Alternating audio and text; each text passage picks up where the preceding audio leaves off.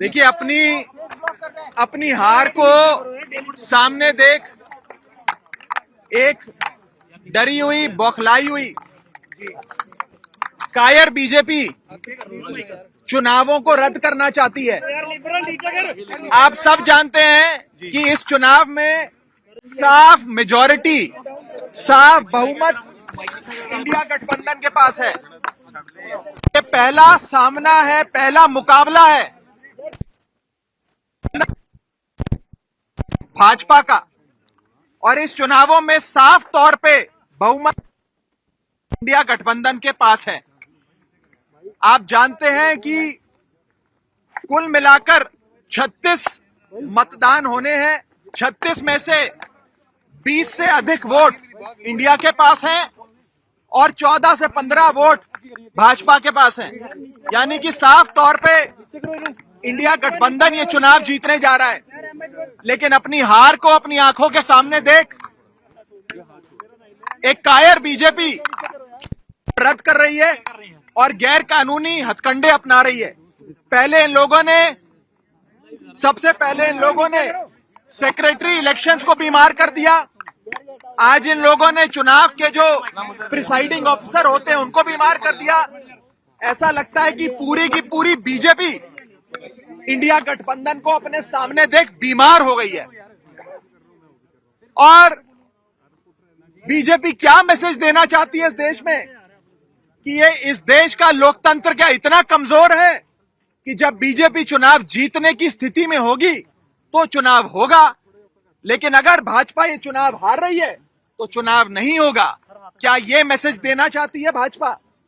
और मुझे ये कहने में रत्ती भर भी गुरेज नहीं है कि भाजपा की हालत उस बच्चे जैसी हो गई है जो जब एक गली के क्रिकेट मैच में आउट होता है तो अपना बल्ला लेकर चला जाता है, अपना बैट लेकर चला जाता है और कहता है कि अब मैच नहीं होने दूंगा मैं, अब गेम खत्म हो गई। इस देश को क्या नॉर्थ कोरिया बनाना चाहती है भाजपा कि चुनाव ही रद्द करा दिए जाए? ये बहुत खतरा है इस देश के लोकतंत्र को भाजपा से। और मैं आपको साफ तौर पे ये कहना चाहता हूं कि अगर इंडिया गठबंधन एकजुट होकर ऐसे लड़ता रहा तो वो दिन दूर नहीं कि भाजपा इतनी बीमार हो जाए कि भाजपा को लोकसभा 2024 के चुनावों से भी भागना पड़ जाए। आम आदमी पार्टी ये फैसला और कांग्रेस पार्टी हम सब मिलकर ये कि हम हाईकोर्ट का दरवाजा खटखटाएंगे, कोर्ट में जाकर इंसाफ की, न्याय की गुहार लगाएंगे और हर संभव प्रयास करेंगे कि मेयर का चुनाव हो जिसमें साफ तौर पे इंडिया गठबंधन जीत रहा है और भाजपा हार रही है। अभी तो आप सोचिए कि ये छोटा सा चुनाव है मेयर का और इसमें इंडिया गठबंधन ने भाजपा की नींद उड़ा दी है। 2024 के लोकसभा चुनाव में भाजपा का क्या हश्र इंडिया गठबंधन और भारत की 135 करोड़ आबादी करेगी, ये आप सोच सकते हैं।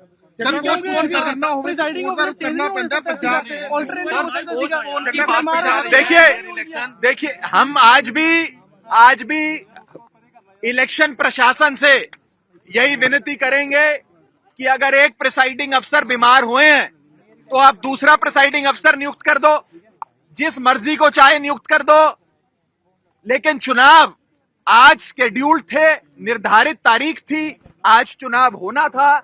अगर आज चुनाव नहीं होता है और भाजपा पहले सेक्रेटरी इलेक्शंस को बीमार करती है, फिर प्रिसाइडिंग अफसर को बीमार करती है, फिर इलेक्शन रद्द करती है, ये साफ दिखाता है कि एक कायर बीजेपी इंडिया गठबंधन के हाथों अपनी हार को देखते हुए डर गई, बौखला गई और उस बच्चे जैसा बर्ताव कर रही है जो बच्चा गली क्रिकेट में आउट होने के बाद अपना बल्ला लेकर घर चले जाता है कि अब मैच नहीं होगा।